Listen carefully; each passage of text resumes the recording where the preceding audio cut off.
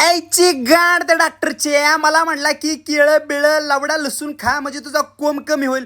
पण बेंचो तिथं माझा कोम त्या झट्टसारखा वाढलाय. असं वाटतंय मला त्या बिलेट पाणी तोडावा. आणि मग नंतर सकाळी सकाळी मी हॉर्नी झालतो अक्षरशः रे. असला माझ्या पोटाचा बोचा झालता, असली भूक लागलेली. मग काय डायरेक्ट मटण मागवलं KFC मधून, डायरेक्ट तळलेलं बिळलेलं. या या बघत बघत थोडंसं खाल्लं आणि नंतर माझा ट्रेड आई झवली. म्हटलं मटण खाल्ला म्हणून माझा ट्रेड लॉसमध्ये गेला काय माहिती. अक्षरशः कपाळात माझ्या गोट्या आलत्या.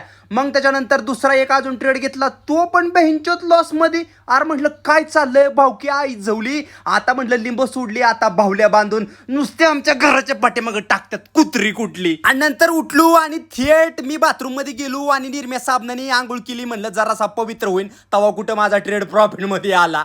आणि नंतर झाडभर बॉडीला माझ्या खूप भूक लागलेली. मग नंतर हे बघा, कुणी उठतंय आणि शेअर मार्केटचे क्लासेस टाकते. असू द्या, सगळ्यांना आपापले घर चालवायच्यात. मग नंतर मिसळपाव खाल्ली. नंतर घरी आल्यानंतर अंडी मंडी संडी, जो कोणी अंडी खात नाही त्याची गर्लफ्रेंड रंडी रंडी रंडी.